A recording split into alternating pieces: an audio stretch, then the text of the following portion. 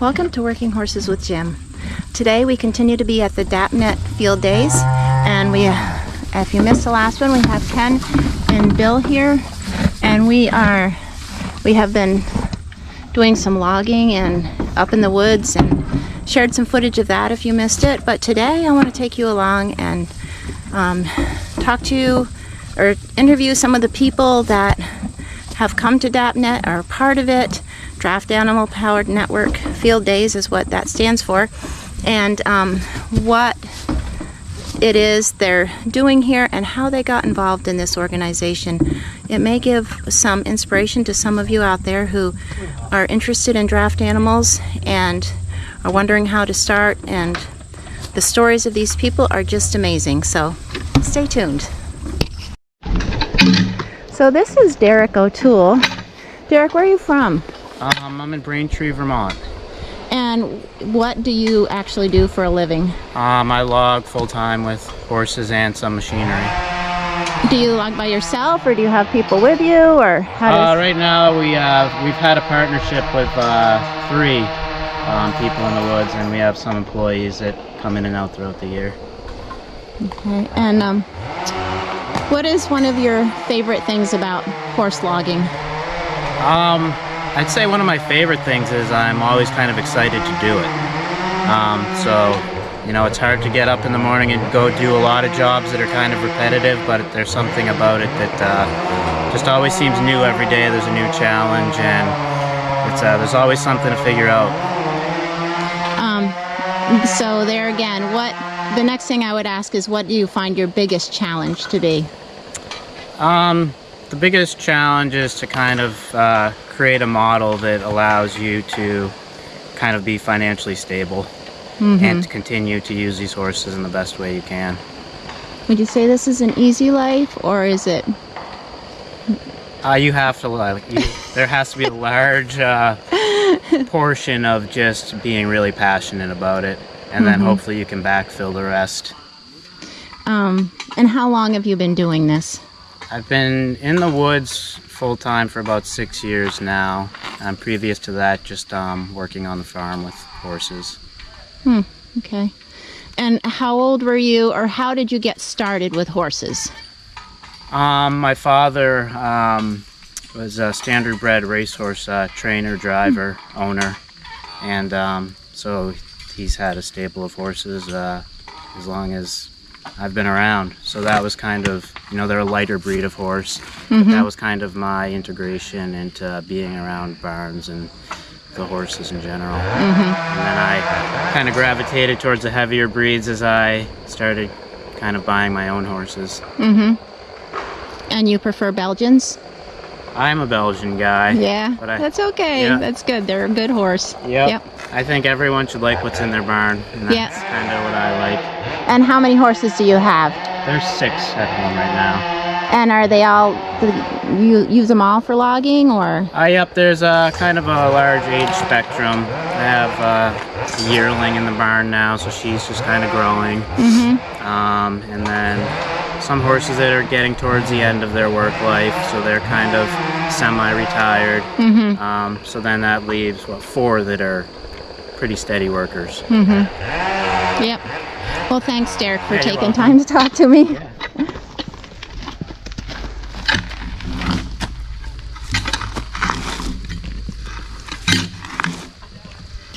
How you doing? Good, how are you?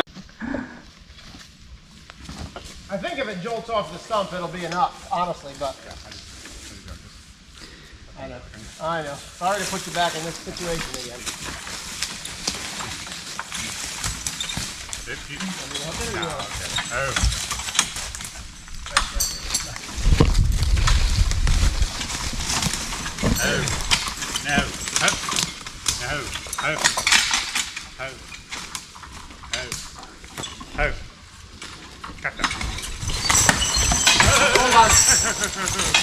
Some hinge left in there? I don't think so. No. No? Okay. Ken's just doing his temp. Back up here. Oh. No. I started using a snatch block or sieve pulley.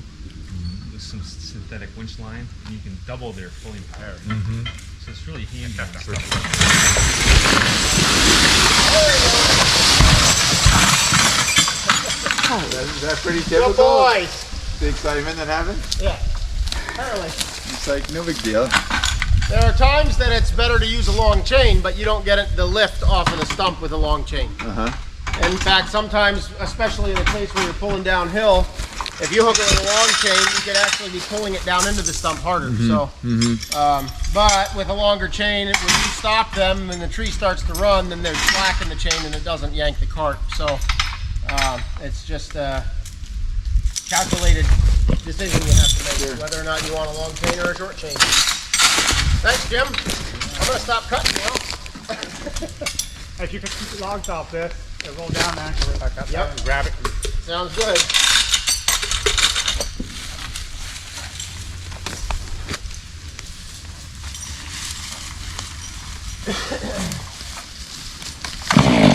Rich Dumont did the cutting for Jim on Friday and Saturday, and Jim told me later that he did a super job. Stay tuned at the end of this video for an interview with Rich and his family.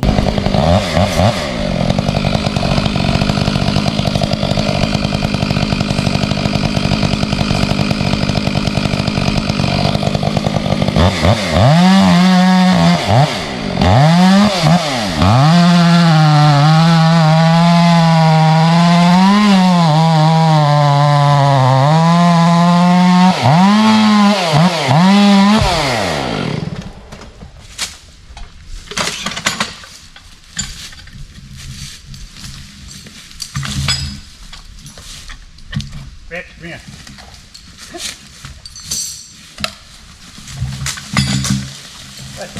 Yeah, this is what I want to show you. No, the Teamsters. Yeah, I love it. That's what I need to move some No. I love that. I I've did never too. seen such a thing. Is that your idea? No, a friend of mine made it. And it's the slickest thing. You know, you can, and like a, you know, Yeah. just drop it down. Is that a real aluminum baseball bat put on Yeah. the TV? Yeah. The guy put on lathe and took the wood part, just go here and down. Nice. And it's you can leave it outside, it doesn't lock. Yeah, well, it's pretty well protected. I like it a lot. Yeah, And it it's is nice. so light to handle.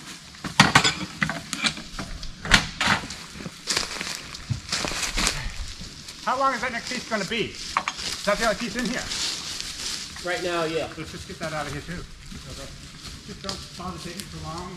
I'll just Yeah. drop it to come by and, you know, just please. Yep. Be done.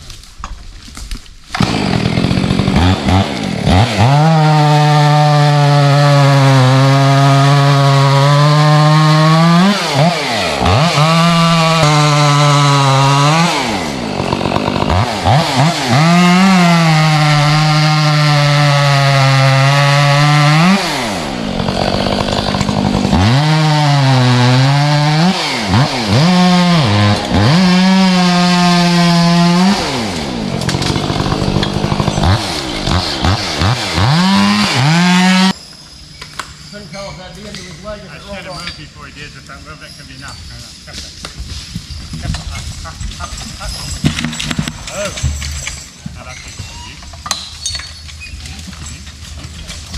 Oh. Hey, why wouldn't that just spin? I think it will.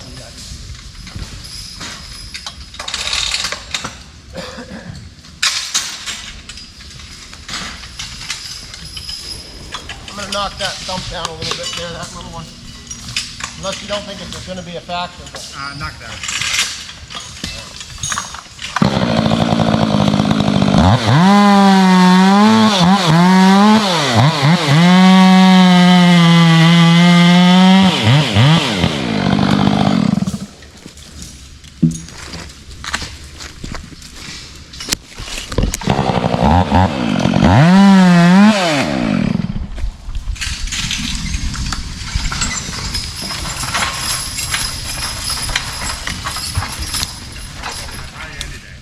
Oh, really? Yeah. Well, that's nice to hear.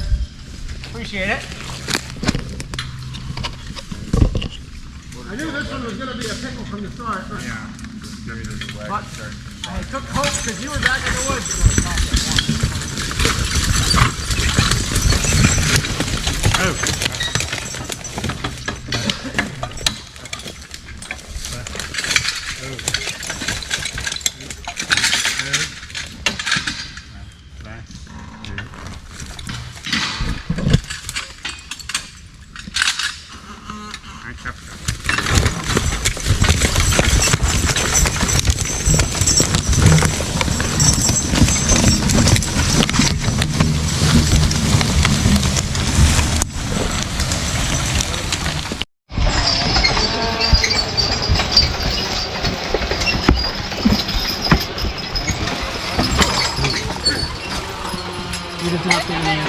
you.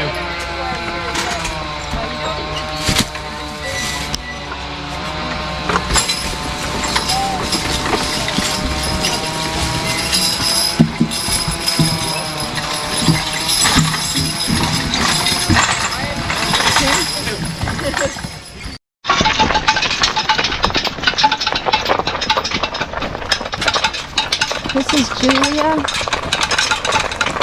Julia, I'm not sure your last name. Ramsey. Ramsey. Yeah. Okay. How long have you been working with horses? Almost 3 years. Yeah. Close to 3 years. And I started Maybe this won't work. started doing stuff in the woods as like one of my first things I did was firewood and home logging with Don. So I've always really liked that dynamic of me and the horse in the woods. That's your favorite? Yeah. It's one of my favorites. I think it is so engaging. Like you're doing a repetitive thing, but each hitch has a slightly different circumstance. You know, it's a different tree.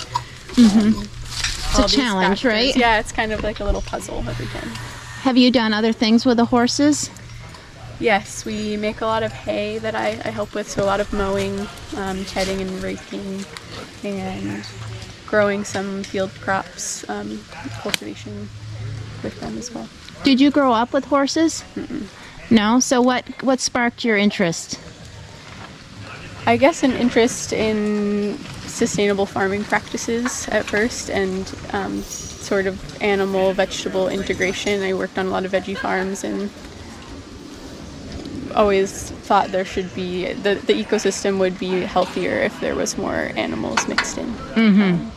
So then when I came across draft power, I was like, well, that is a great way to get animals in that system and get their fertility and all the things that they can add ecologically, and then also having the intentional relationship with them that is so special to, you know, be connected to another being while you're also working the land and cultivating things. Mm-hmm. And what do you find most challenging?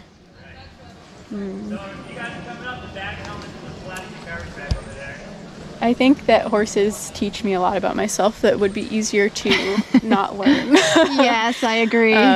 Which is one thing I love about them, and it's a challenge, is you can't really do this and not want to make yourself better, you know. They push me to be a better communicator and a better person and a more equitable person and all of that. So Yeah. I gain a lot from that, but it is very challenging sometimes. Well, thanks for sharing with me. Yeah. So this is Laura, and every time I come to DAPNET, I see Laura, and she's like a real behind the scenes kind of person, but she's doing stuff for DAPNET. And I was just wondering, Laura, how long have you been involved with DAPNET? I first got involved with DAPNET in 2017 when I got to go to the field days in Cornish as a volunteer with another Sterling College student.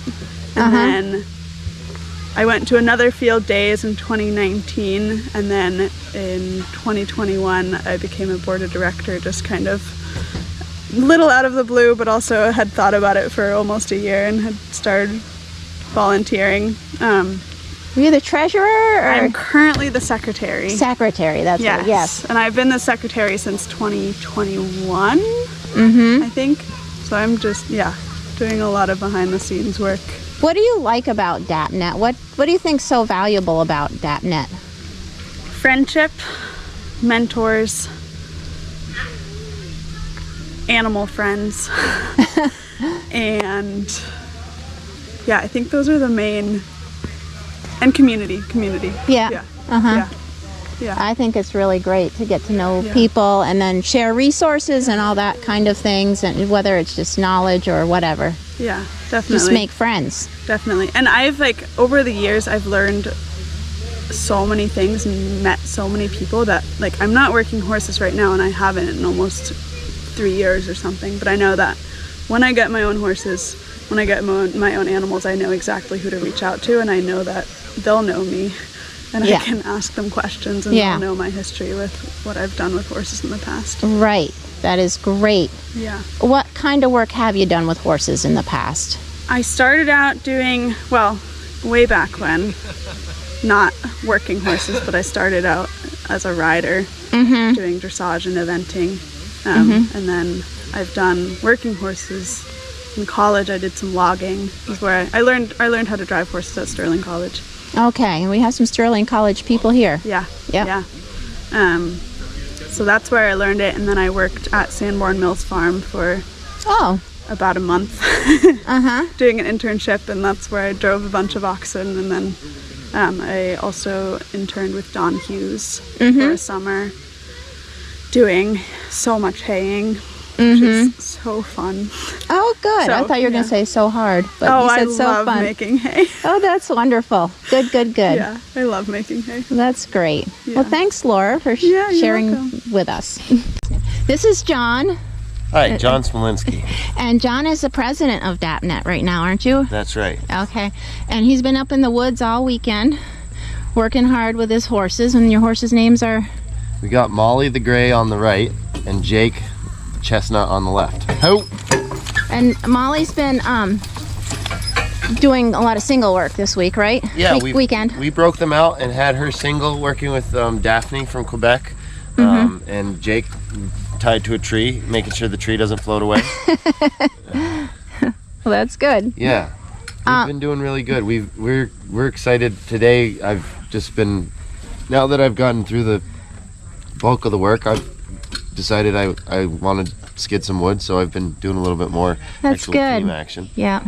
And I know you've been working hard on all year on making this event happen. There's so many parts to it, but thank you for all the work you have done here. Oh, appreciate that. It's been a really great time. How did you get into logging, and if I could ask? Well, I started in 2010. I started attending Sterling College. Okay. And during my agricultural degree at Sterling, the first summer semester, there you had the choice of doing a tractor power course or a draft horse power course. I did both, but it was my first experience with draft horses, and that stemmed me into the next couple years. I ran through the entire curriculum of draft program at Sterling.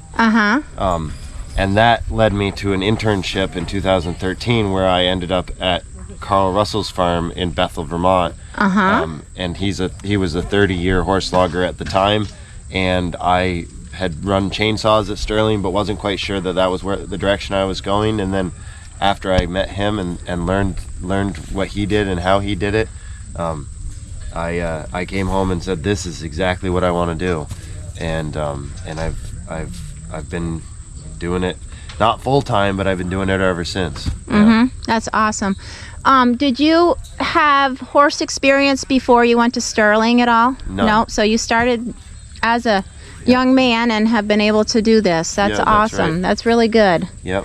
I just like to, ask where people started with horses, and Sure. there's a lot of different stories out there. So I think that's really great. Yeah, absolutely. What's one of your biggest challenges? That's a good question. I think probably one of my biggest challenges working alone is those times where it could really help to have somebody with a new animal or a young animal that is a little squirrely, like actually asking for help. Like I love working alone, don't get me wrong, but like there's those times where you're like, man, this would be really easy if I had just one person to stand with that horse or whatever. Right. And I'm so bad at asking for help that I'll just stubbornly like suffer through it. and take 3 times as long as it could have taken with just like one extra person. Yeah. So I'm miserable at asking for help, and so I find myself into a situation where I pay the price. Yeah. Yeah. Wow. So yeah, that's it. Well, I'm sure with time you'll work that one out too. But Yeah, or find somebody to tag along all the time. yeah. Yeah. Yeah, I've had a couple employees, interns, employee style people over the years that have come out or really getting engaged with me and stuff, and a lot of times that really works out great. Like folks want to come learn from me or spend time with me. But sometimes it's a burden, Yes. and then they don't stick around long enough for us to get past that burden part of it. Yes. Just as soon as they become not a burden and helpful, they're like, okay, I think I've gotten enough, and it's like, okay, you really took a lot. Yeah. And would you say this is hard work? Absolutely. I think this is, I would say that it is incredibly hard work, and it's also incredibly rewarding. Yes. Yep. It's absolutely goes both ways. Yep. All encompassing, inclusive at the same time. Yep. So, absolutely. Well, I know you're a busy man, so I'm going to let you get back to work. Thanks. Thank you so much. Take care. So here at DAPNET, we not only have horses, but we have all draft animals, and we have oxen here, and this is Michael. Yep, and this is Gabe, and that's Blue in the distance there. Like the blue ox, from that one? Yeah, that's not what he's named after, but yeah. Okay, Yeah. and what kind of oxen are these? These are brown Swiss steers. They're almost 2 years old, and I bought them a couple weeks old from Shelburne Farms, where we are now. So Oh, cool. They're back at their birthplace. Yeah. And I use them mostly in the woods for harvesting firewood and clearing land. We're trying to establish some what's called silvopasture, so a combination of grazing land and trees. We're reclaiming some woods. So you're training them. Yep. And how did you learn to train them? Is this your first pair? This is my first pair, and initially I learned from, there are a couple good books out there and YouTube videos. And there are some groups online, and very kindly a neighbor of mine reached out when she saw that I was doing this and said, let me come over and teach you a few things. Sanborn Mills Farm runs workshops, so I brought these guys down there a year ago, and we're sort of learning as we go. That's great. Yeah, we're all learning, all three of us. What is one of your biggest challenges you've had as you've been raising them? Yeah, they've actually been pretty easy. I think most of the challenge has to do, if you're talking driving, it's just learning where I should be and what I should be doing, body position wise, stimulus wise. They're very forgiving, so I can tell you what's gone well more so than I can tell you what's challenging. Finding their limits weight wise is always a challenge, but yeah. Well, what do you enjoy about having them? So as opposed to, for example, being in the woods with gas powered equipment, you move slowly, but you do a job and it gets done well, and it's very satisfying, and you have a relationship with the animals. So we haul a quart of firewood in, we've all worked for it, and it's very satisfying to do that. Yeah. They also are helping us reclaim some brushy land. They graze it down, and there's just a real sense that we're contributing to the quality of the land over time, as opposed to tearing it apart with the goal of building it back up. Right. Yeah. I like that. That's good. Yeah. Did you grow up in a farming?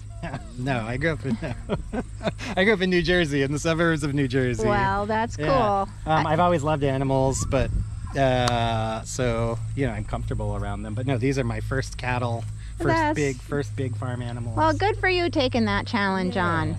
I'm gonna go back. The thing that's been most challenging is finding knowledgeable people who are ready to share. Yeah. Which is really what makes DAPNET so wonderful, because now we have this community of people. I can ask questions, I can answer questions, and when you start off on your own, particularly when you live out in the country, sometimes it's hard to find that person who's willing to just come on out and show you hands-on. Absolutely. Yeah, that's Yep. the right answer. I think. You're a great commercial for DAPNET right there. Yeah. Well, Thank you, Michael. my pleasure. My pleasure. So this is Ivy, and I'm not sorry, Ivy, I don't know your last name. My last name's Pagliari. Okay. I remember the first time I saw you at the last DAPNET. There's little Ivy, shorter than I am, and she has this big, huge team of oxen. And I was like, oh my goodness, this little person with these big oxen. So Ivy was just sharing with me how she came to be involved with oxen. Can you just do it over again? Sure. I was working on a dairy farm for the summer because I needed a job for the summer. I don't have any agricultural experience or really any like being outside experience, but I liked it. I was like, oh, this is quite cool. And truly, I knew nothing about nothing, and I asked this family who ran a 150 milking cow dairy farm if they made the hay with horses, and they were like, well, no, we don't make the hay with horses. But it piqued my interest in draft animals, and I started to read about horses, and then I discovered that cattle could also be draft animals. And what did we have but an abundance of cattle? And they were nice enough to let me keep a bull calf, and I went on the DAPNET forum, and a very nice person answered all of my incredibly naive questions, and 15 years later, here we are. Did you bring any cattle this weekend? I did. I brought my new team. The giant milking shorthorns are at home, laying next to the road, entertaining the leaf peepers. But I have a team of Asce babies. See them. They're just so little. Oh, hi, Asce babies. How are you doing? Yeah, that fence is not on. Okay, so I'm gonna ask some dumb questions. Like, so they're already castrated? They are not. No. So they're 2 months old and they're not cut yet. It's a little bit of a hot button issue, but we're gonna try to pull them a little bit. So like to compete in pulls, and so we're gonna sometime this winter when they are 8 months old or so, we'll castrate them.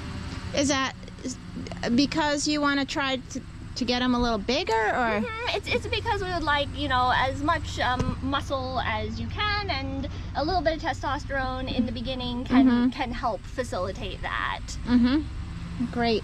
So what can you do with these two? I can't remember if I got footage yesterday or not, but figured I'll show it. So they go around in their little baby yoke, and we walk around the farm, and they're just mostly learning how to work as a team, how to go and stop and turn. But just here this weekend, I thought, okay, perhaps you're big enough to take your own poop to the manure collection site. So that's what we've been doing, is filling this little Take care of your with stuff. poop and walking it over to the manure spreader. Well, good. Good for you, boys. What are their names? This is Malcolm, and this is Angus. Aw. Angus. Oh, that's precious. What's your favorite thing about oxen, do you think, compared to, I don't know, what brings you the most joy about owning and taking care of oxen? My goodness, my favorite thing is to have to have these animals that you can have such an incredibly close relationship with. That you work with them every day, and that you guys can really grow to trust each other. I got to take my big team for a job out west, where actually we got to be in a television program, and we were together like literally all day, like 5 days a week, and like I think by the end, like we had like a human ox mind meld.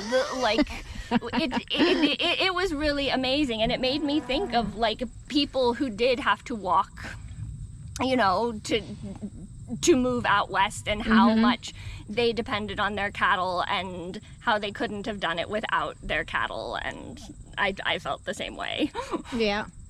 Okay, so this may be depending on what you want, but on or off the record, I hear people say, we have oxen because you can't eat horses, or would you?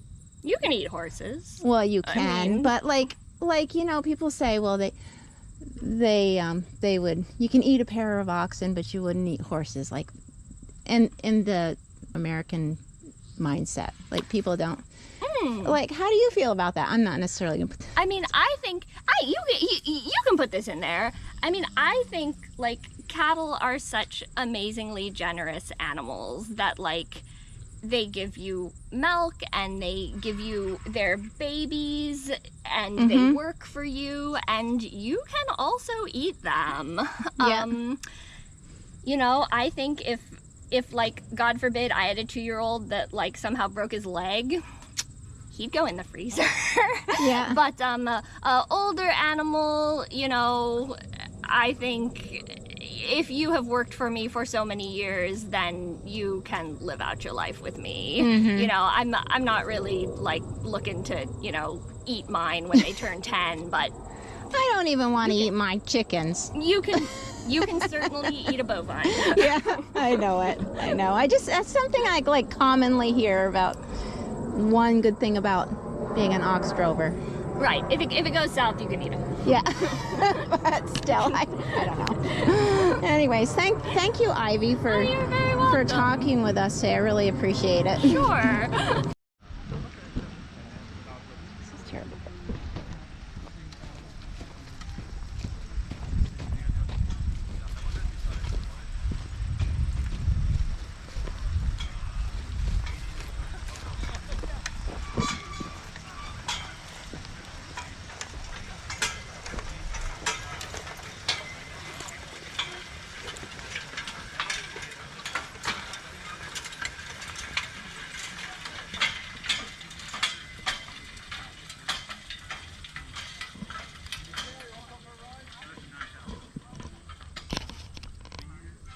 Hop on and Sure. Okay. Which side do you want me? right here's fine.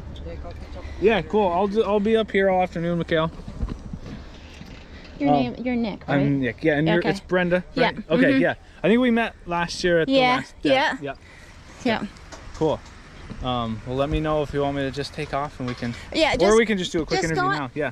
Whatever you feel most comfortable I'm with. fine. I don't mind just giving them a rest. They're kind of Okay. they're fine standing. So I have with me now Nick Hammond. That's Yep. what I thought it was. Yep.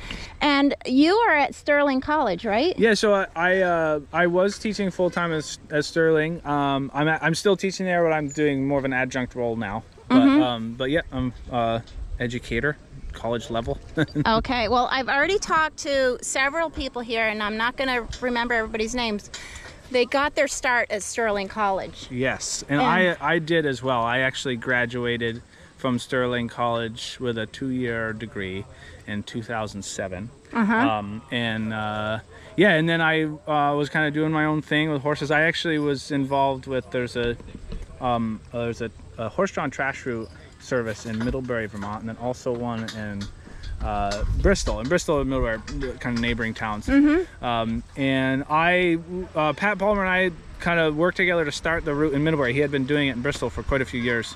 And so I was doing that for many years, yeah, probably about almost 6 years before I kind of stopped doing that, went to Sterling. And then also just doing a lot of wagon rides, and I tried to do kind of commercial logging, but yeah, the wagon rides are a lot more lucrative. So I started doing that. So these are your horses? Yeah, so I've got 3 horses here. The one all the way to the left with the braided white tail, the white in her tail, is Abby, and then it goes to Queen in the middle, the bay, and then Amy all the way over. Abby and Amy are full sisters. They're spotted drafts. Okay, that's what I was going to ask you. And they're right about 20. They're older. And then the middle one, she's, I think, I don't know her exact breeding, but I'm guessing she's a Percheron standardbred cross. Okay. And she came from an Amish farm in northern Maine. And yeah, they all work pretty well together.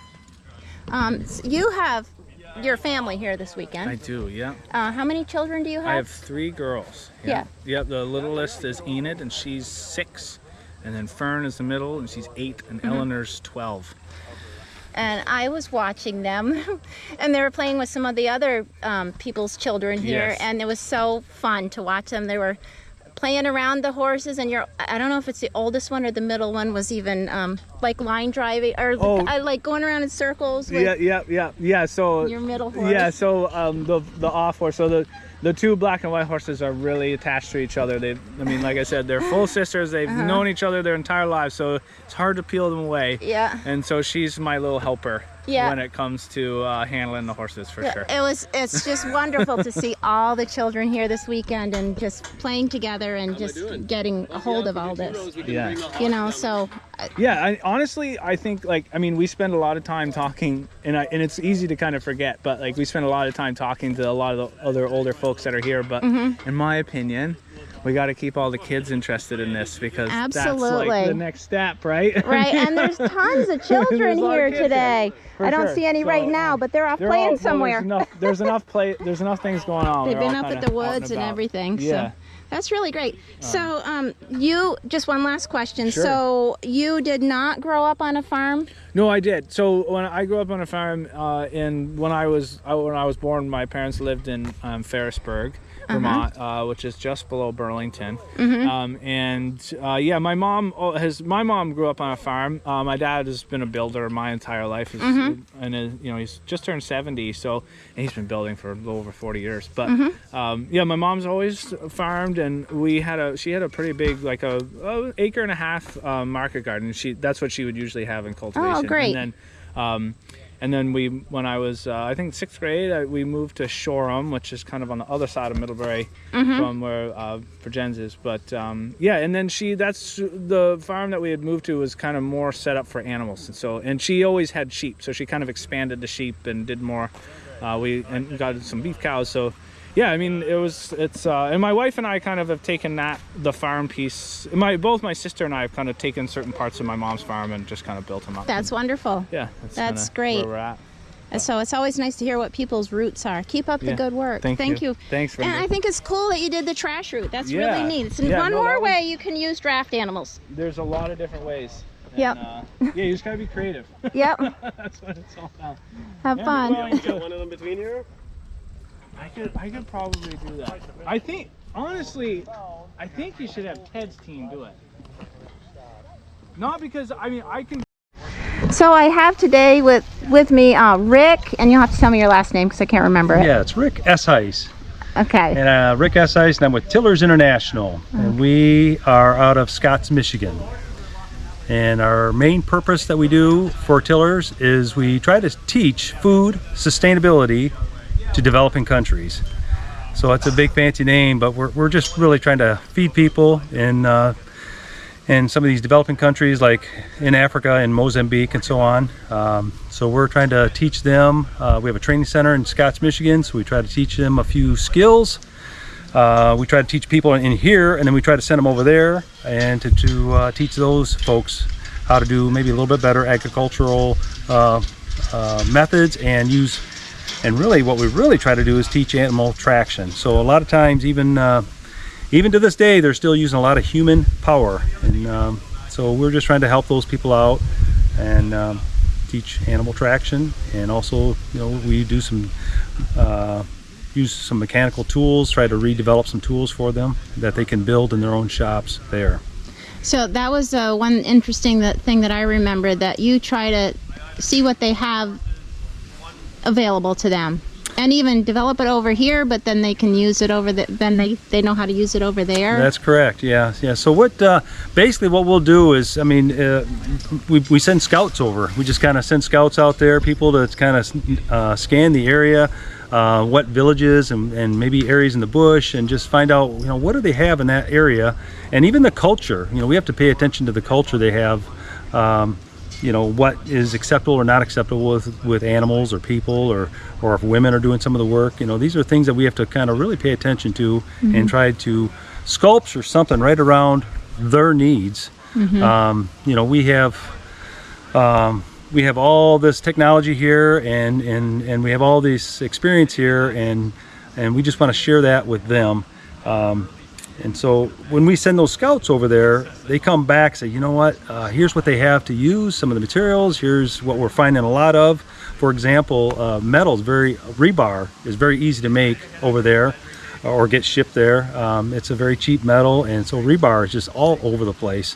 So we'll take one of our nice tools in our area, you know, a plow or a disc or even a cultivator, and we'll try to mimic what we used, what our grandparents used, and try to make these tools out of rebar and some other tools and other pieces of metal, and fabricate these things, and then we'll make a little design and make it in our shop here, and then we'll send it all over there, and we'll send them our design, and even send people over there to go work in their shops and train their blacksmiths in their shops on how to make these tools to make their life a little easier. Can people go and visit your facility? Do you allow that, or? Oh, without a doubt. We are a very open campus. We have 250 acres of a campus with pasture and hayland, and then about a 4 or 5 acre test grounds. And we are partnering with a lot of people currently. You know, with universities, Michigan State University, Purdue, and Western Michigan universities. We have colleges that take tours, and also we want to partner with these people, along with you know, even the Amish community. They've been there, and we're also having a lot of like school groups and church groups will come in and just take a wagon ride and see what Tillers is all about, and just try to share the mission. Yeah, well, that's the dream of Jim and myself, to get out there and see that someday. Yeah. And you personally, what's your connection to draft horses? My connection with draft horses, my father and I, we raised Hoflingers for 25 years. So we did that for many, many years, and we raised breeding stock, and we showed them and on the shows and in a kind of a tri-state area. And then from there, as we kind of matured out of that and navigated towards something else, I just wanted a couple animals to have for recreation. And so I ended up with a couple Percherons, and they've been a blast for the last 10 years. And in that process, when I switched over, that's about the time I realized what Tillers was and how close it was to me. I mean, it's right down the road for me, and I stumbled onto Tillers, and they taught me how to plow, taught me how to do some other things that I was not used to. And then I started volunteering there more, and now I'm hooked. So yeah, that's awesome. I love what I do, so I go to play every day and help people. That's wonderful. So we're going to put a link in the description below if you guys are interested in Tillers, and you know, maybe you can go out and see it yourself or be involved in some other way. Thank you very much, Rick. Hey, you're very welcome. Thank you for what you and Jim are doing too. I appreciate watching your videos, and you guys do a great job. Thank you. So this is Matias, and he's riding Daisy. And he just told me that she learned to plow for the first time this morning. Yeah. And Matias... And she was pretty good. Don't forget that. Yeah.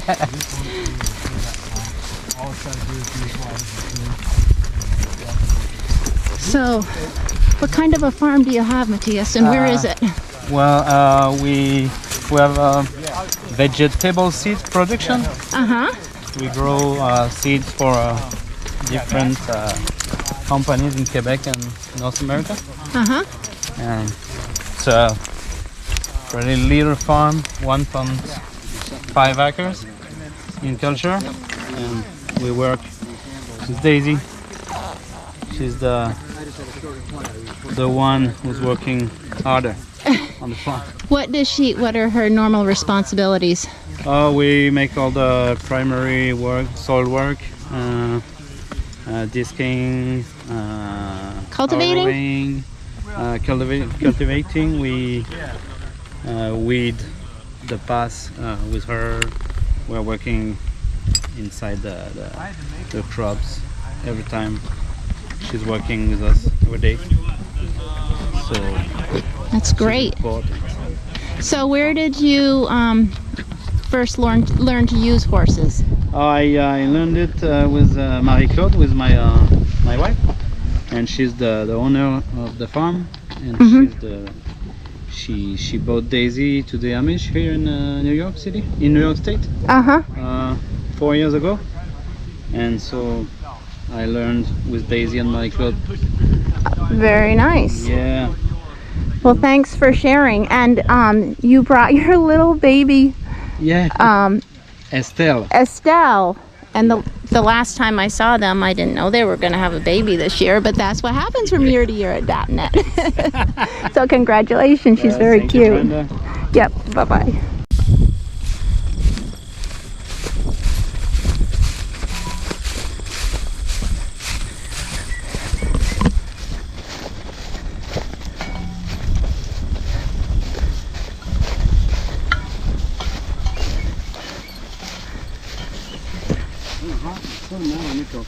Yeah. So I'm here with Don Hughes, and he's a fixture around here, and he's trained many a horse and taught many a people how to use horses. And who do you have with you today? Today on the left behind me is Mary. Mary's a 7-year-old Suffolk mare that I've had since she was 1, and I used to own her mother, who was Connie, and I traded Connie to Chad Vogel so that Connie could get bred, and my deal was I'd give the horse Connie to him in exchange for the first daughter. So that's how I got the mare into the breeding program, and I got the daughter. And then a few years later, after I got her back as a 1-year-old, a few years ago I got a stallion from Chad Miano from Virginia. And so now this is Coretta on my right, and that's a daughter of Red Oak and Mary. And I have another daughter at home named Edith. So Red Oak and Mary, in their brief time, have produced 2 fillies. And Mary's also pregnant. Wonderful. So soon I would have 3 offspring from the same pair, from the same breeding pair. I just learned this morning that my horse is supposed to walk behind me when I lead him. So I'm going to have to start working on that. Well, whatever works for you, Don. That's right, that's right. I guess we can all learn something at DAPNet, right? I believe that. I believe I might laugh, but I do believe I can. I do believe I can continue to learn. I expect to continue to learn. I really truly mean that. Yeah. I'm curious about how you got into horses. Let's go this way. When I used to be a mountain climber, and I was walking down the street in Olympia, Washington, where I lived, and my neighbor had mules in his yard, and I saw those mules, and I thought, I don't know what it is, but I gotta have one. And I thought I would ride them and pack them in the mountains, which I tried but didn't really like very much. But then somebody told me I could drive them, and I quickly got hooked. I thought that a relationship with an animal like that was incredible, and I've been pursuing that relationship ever since then with horses. I had mules many times, and today I'm really more interested in the Suffolk breed. Well, we like them too, I'll tell you. Come here. Come here. They're nice animals. And what is your favorite thing to do with the horses? What do you enjoy the most? Oh, I really like working in the woods. The funnest thing about being in the woods is that work is so dynamic. I do a lot of field work. I do a lot of haymaking, which I enjoy a lot. But the difference is that in haymaking and other kinds of field work, you're repeating a pattern. And in woods work, every log is different. So you're constantly adjusting and changing and shifting your animals and your requests and your needs to the situations, and I really find that challenging and exciting. Well, thanks, Don. That was in short. We can do more later. Okay, sounds good. Talk to you later. So this is Rich and Ariel Dumont. Dumont, yeah. And they're 3 girls. Can you say your names? Felicity, Scarlet, Savannah. And I've seen them all over the place this weekend. Just wanted to say it's been a real fun family event this week. There's been so many kids here, and I've loved seeing them all play together. But Rich and Ariel, what has your involvement been here this weekend? Well, this weekend we got to work in the woods with the forestry group, and I was fortunate enough to get to cut some timber. And so I didn't get to do any driving of horses this weekend, but I was on the saw quite a bit and got to help hook and unhook, and it was neat to see all the different teams working together. And Rich, you have horses at home? I do, yes. We actually have a whole bunch of horses, ranging from quarter horse ponies up to draft horses, but I've had my horses for a little over a decade and done a little bit of everything from wagon rides and hobby farming to commercially logging. So that is how I got involved with DAPNET. Originally was out of an interest to be able to break into some of this stuff before I had done it on a bigger scale, and so DAPNET has been sort of an integral part of that in my life, so it's nice to be able to kind of come full circle and contribute now. Thanks. I was just going to ask you, and you just told me, so that's awesome. And you also are a horse person, Ariel, so I mean, he just shared what kind of horses you have. What kind of horse things do you do? I'm a riding instructor, and I train riding horses and have a small boarding facility. So before Rich and I got married, I really didn't have much involvement in draft horses or really driving of any kind, and now have an interest in it and are bringing our girls up to love it as well. That's great. So have you felt like, I know you were here not here, but at the last DAPNET meeting and here, are you beginning to feel like you're getting to know people and it's like a community that you could be part of? Absolutely. Yeah. It's so nice to be so far away. I mean, we're from Pennsylvania, so it's like we have a whole other family here. We know everyone. Our kids play with their kids, and it's a wonderful experience. Great. Well, I hope you guys have a good trip home, and we hope to see you at Horse Progress Days in Pennsylvania this summer. Looking forward to it. Yeah, bye-bye. Thank you. So this is Tiana, and you'll have to tell me your last name. Kennedy. Kennedy, yep. And can you tell me where you're from and what it is you do with horses? Sure. I'm from the Catskills of New York, and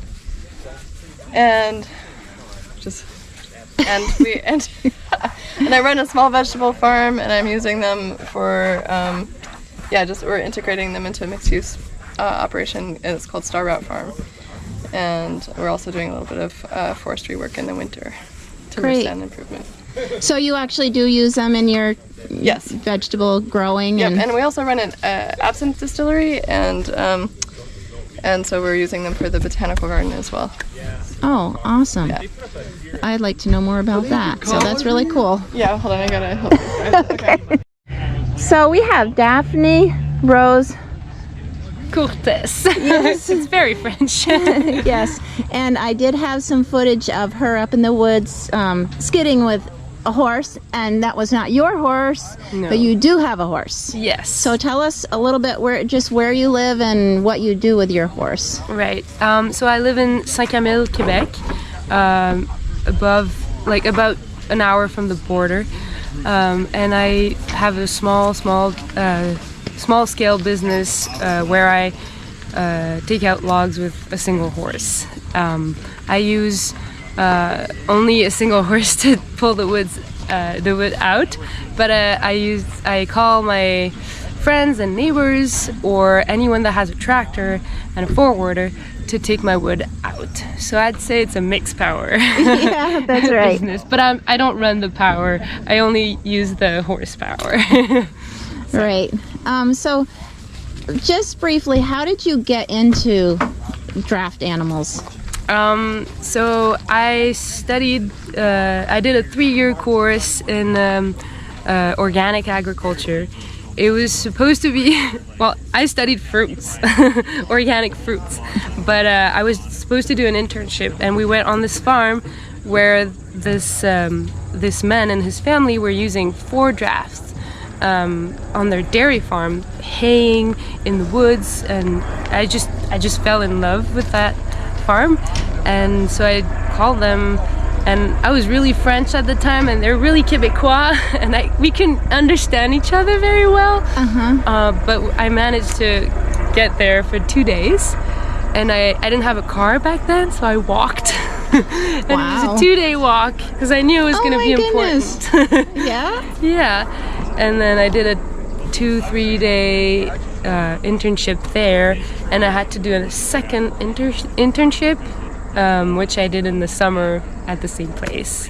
That is wonderful. And that was 6 years ago. And now I bought their horse. So, and I went there every week for about 2 years to learn and to just like get my skills together. And I was very lucky to find a family in that farm.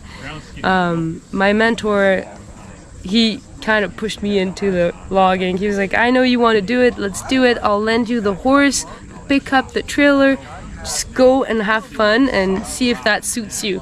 So I didn't have to buy everything at first. I could try it, and then I fell in love with it, obviously. Yep. And here I am with my horse, pick up my trailer, my 2 saws. That's really cool. She's very capable and she's very strong, I would like to say. And Daphne, what has DAPNET, how has it helped you? It has helped me, so I can't be in touch physically with people because I'm over the border, but I get to call these amazing people once or twice a month and get in contact with them more than once or twice a month. I call them all the time. We are in contact, and that helps for the moral support, because there's not a lot of people doing it in Quebec and we're not connected yet.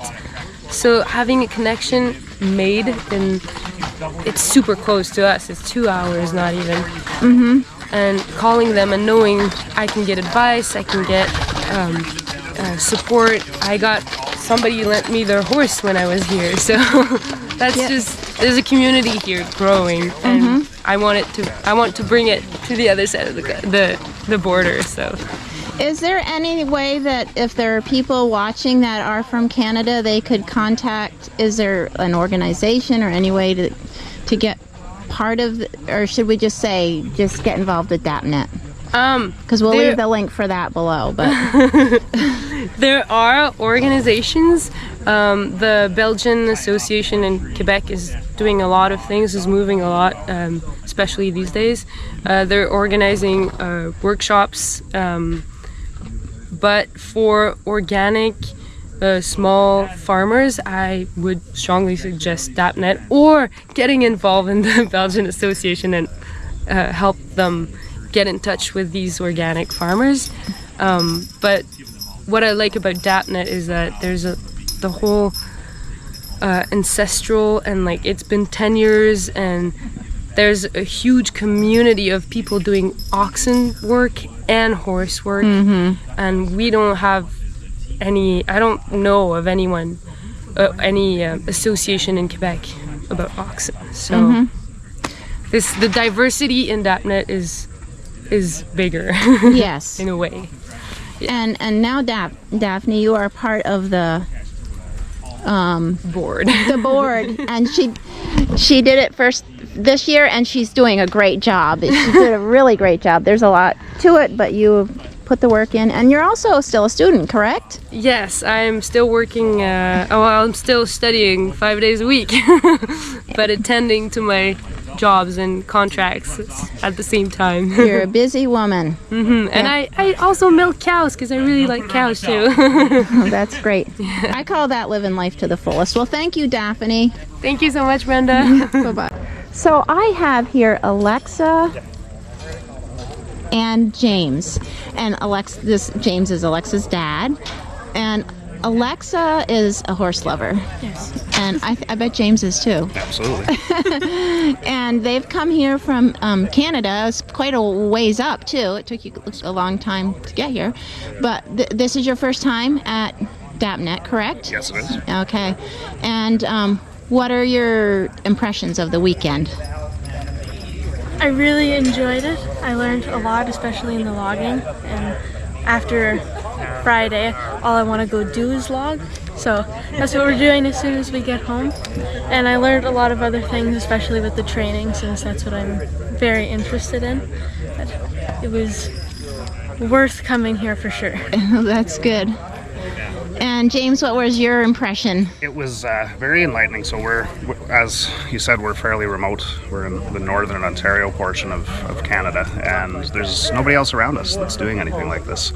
So coming here and seeing all the, not only similar-minded people, but all the different things that people are doing really gave me a boost of confidence that we're doing a pretty good job as it is, as relatively new horse people ourselves, and what's really possible out there. So, Yeah, and it's nice to make the connections and the community, know the community's here, right? Exactly. Yeah. And James has even taken on a role of DAPNET, which we're excited about, right? I have. That's really nice to have people plugged in. That's really wonderful. Alexa, you've done some YouTubing yourself, correct? Yes. And what's the name of your channel? Draft Horses with Alexa. And we're going to put a link in the description below, because that's really exciting to see a young person like Alexa so on fire for draft horses. I said last night, she reminds me, I didn't know Jim at this age, but really, I think he was like this about draft horses when he was young. And that's really exciting. And Alexa and Jim were able to spend a little bit of time together, and you even drove the horses, didn't you? Yes, that made my weekend. Oh, that's good. So thank you so much for talking with us, and we look forward to a long-standing relationship. Can I offer a thanks myself? So we want to extend our gratitude to you and Jim for doing what you do, opening up your family and your lives to people. We're not doing, getting a little sentimental, but we're not doing what we're doing without you guys. Oh, well, thank you. Thank you. It's been wonderful. So. Yeah.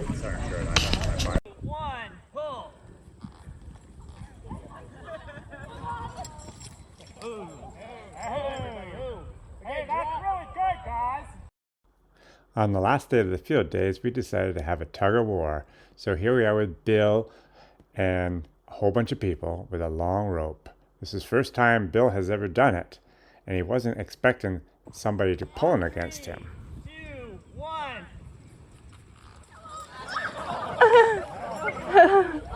Whoa!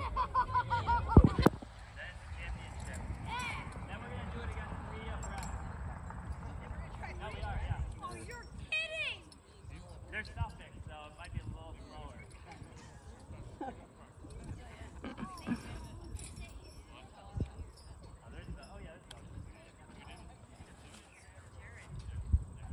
Are we ready? 3, 2, 1.